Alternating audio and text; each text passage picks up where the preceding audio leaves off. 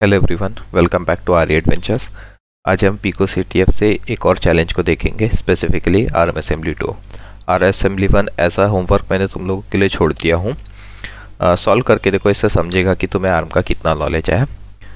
तो स्टार्ट करते हैं आर्म असेंबली 2 से। इसका डिस्क्रिप्शन पढ़ते हैं।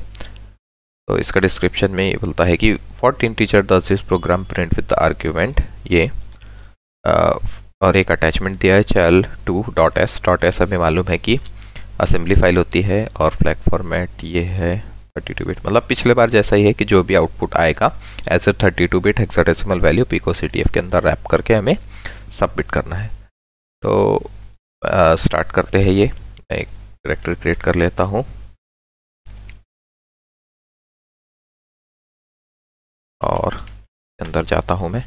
और हाँ, मैंने ये फाइल पहले डाउनलोड कर लिया था। ठीक है, सबलाइम से ओपन करते हैं इस फाइल को। ठीक है, हाँ, तो 57 लाइंस असेंबली के हिसाब से बहुत छोटी फाइल है। तो मेन से स्टार्ट करते हैं। अब पिछले वीडियो जैसा हम इंस्ट्रक्शन बाय इंस्ट्रक्शन नहीं जाएंगे, क्योंकि बहुत से जो इंस्ट्रक्शंस होते हैं वो हमारे काम के नहीं होते, बहुत से कंपाइलर के काम के होते हैं कि ताकि जैसे कि ये रजिस्टर स्टोर करना, ये इधर मूव करना। तो हम सिर्फ जो इंस्ट्रक्शंस हमारे काम के वही देखेंगे, जैसे कि ये instruction W0 STR W0 X29 + 28। अब हमें मालूम है कि जो W0 है वो हमारा argc होता है, तो ये मैंने argc लिख दिया।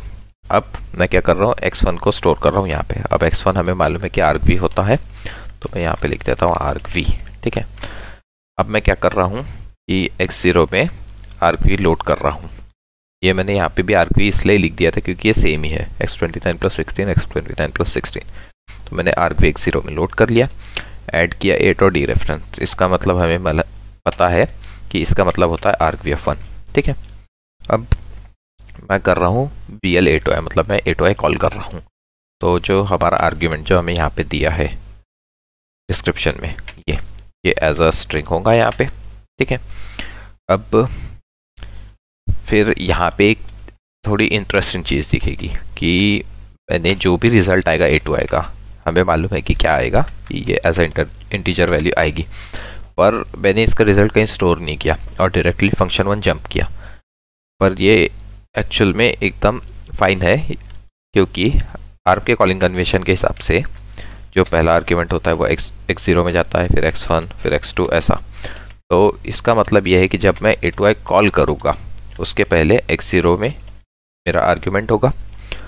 और आर्म में ऐसा भी है कि जो रिटर्न वैल्यू होती है, मतलब फंक्शन ख़त्म होने के बाद जो भी आउटपुट आएगा, रिज़ल्ट आएगा उसका, वो X0 में होगा। मतलब कि जो 8OI कॉल होने के बाद जो हमारा आउटपुट आ रहा है, ये इंटीजर नंबर, वो X0 में पहले से ही होगा और ये जैसा का वैसा ही फंक्शन 1 को पास हो जाएगा।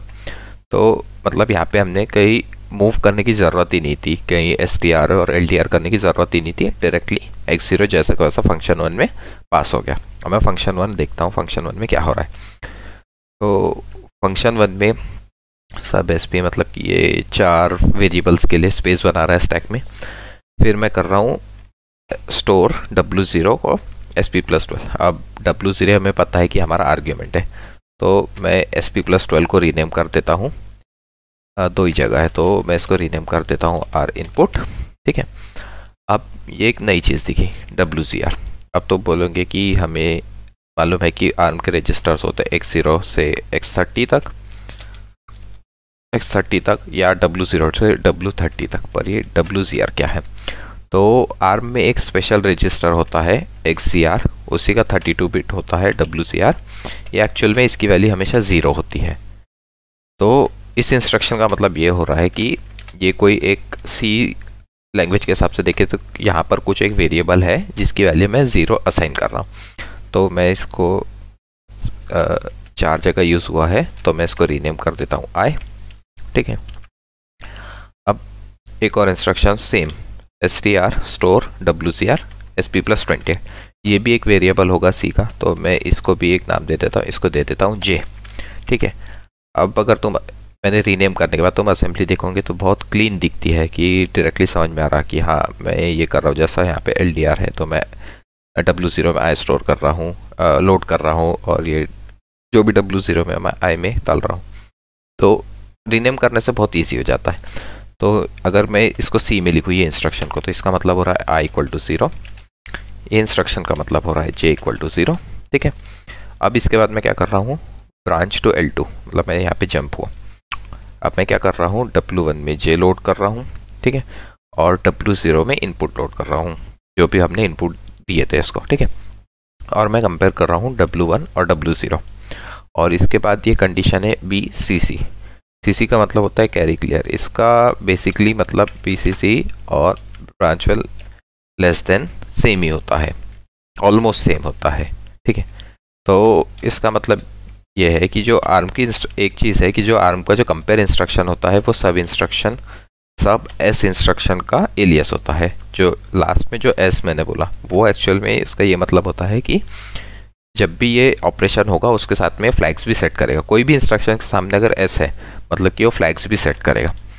तो यहाँ पे ऐसा हो रहा है, मतलब if W1 is less than, हमने बोले कि CC का मतलब लेस देन है, इज़ लेस देन 0, तो फिर मुझे करना है गो टू L3। नहीं तो मैं यहाँ पे आऊँगा और यहाँ पे मैं क्या कर रहा हूँ, W0 में I लोड कर रहा हूँ और रिटर्न कर रहा हूँ, मतलब कि ये एंड हो रहा है यहाँ पे फंक्शन, ठीक है। तो अगर ये कंडीशन यहाँ पे देखें हम, तो हमारा W1 है J, यहीं पे दिख रहा है W1 है J और W0 है मेरा इनपुट। तो मैं यहाँ पे चेक कर रहा हूँ if J is less than input तो गो टू L3। अब अगर इनिशियली देखें तो हमारा J था 0 और इनपुट तो ये कुछ बड़ा सा नंबर था, ये है हमारा इनपुट, ये नंबर, ये बड़ा सा नंबर। तो ऑब्वियसली ये कंडीशन ट्रू होगी क्योंकि J बहुत छोटा है। तो मैं क्या कर रहा हूँ, L3 पे जंप कर रहा हूँ, ठीक है। अब मैं L3 में मैंने क्या किया, W0 में लोड किया I और ये ऐड किया W0 में W0 प्लस 3। तो इसका मतलब, और फिर क्या कर रहा हूँ, उसके बाद W0 को स्टोर कर रहा हूँ I में। तो ये तीनों इंस्ट्रक्शन का मतलब है कि मैं कर रहा हूँ I प्लस इक्वल टू 3 बराबर है, क्योंकि मैंने क्या किया, पहले लोड किया फिर ऐड किया और वापस स्टोर कर दिया, मतलब कि बेसिकली यही हो रहा है। फिर अब देखते हैं, फिर मैं यहाँ पे क्या कर रहा हूँ, W0 में लोड कर रहा हूँ J, फिर मैंने ऐड किया 1 और वापस W0 को J में स्टोर कर दिया, मतलब बेसिकली यहाँ पे ऐसा हो रहा है J प्लस इक्वल टू 1। और फिर मैं नीचे आऊँगा, फिर मैं वही कंडीशन चेक करूँगा कि J is less than input, और फिर उस हिसाब से मैं जंप कर दूँगा, मतलब कि ये एक फॉर लूप चल रहा है जब तक ये कंडीशन फॉल्स नहीं हो जाती तब तक ये लूप चल रहा है। तो अगर इसको हम हाई लेवल भी लिखें, तो अब हाई लेवल भी लिखना बहुत ईजी हो जाएगा क्योंकि हमने कमेंट्स लिखे हैं, तो बस हमें कॉपी पेस्ट ही करना है। तो हमारा ये इनपुट है, ये मैं पाइथन यूज़ करूँगा, तो कोई भी लैंग्वेज यूज़ कर सकते हो। इनपुट इक्वल टू ये, फिर मेरा I इक्वल टू 0, फिर J इक्वल टू 0, हाँ। फिर उसके बाद मैं यहाँ नहीं जाऊँगा, L2 में जा रहा था मैं, तो यहाँ पे मतलब कि हमने देखा कि ये लूप चल रहा है, तो लूप में लिख दूंगा मैं, ये एक्चुअल में वाइल लूप है कि जब तक कि ये कंडीशन ट्रू है तब तक मुझे लूप चलाना है। तो ये है while J is less than input, तब तक मुझे क्या करना है, I प्लस इक्वल टू 3 करना है, ये मैंने लिख दिया I प्लस इक्वल टू 3 और J प्लस इक्वल टू 1, यहाँ पे कॉपी कर दिया।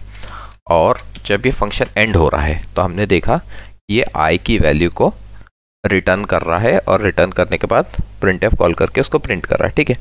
तो जब ये I है, अगर हम ये प्रोग्राम में देखें तो ये वैल्यू बहुत बड़ी है, और अगर हम J को 1 बाय 1 इंक्रीमेंट करेंगे तो इसका बहुत टाइम लगेगा एग्जीक्यूट होने में।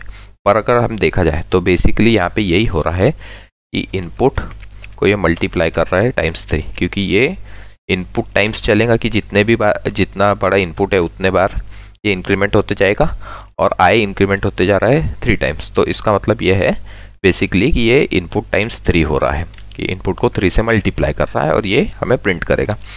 तो हम प्रिंट कर लेते हैं फिर इसकी वैल्यू, तो ये लगेगा, मैं इसको कमेंट आउट कर देता हूँ ये लूप को, नहीं तो ये बहुत टाइम लेगा एग्जीक्यूट होने में। तो मैं इसको प्रिंट कर देता हूँ एज अ हेक्साडेसिमल नंबर, ठीक है, पाइथन और मेरा फाइल।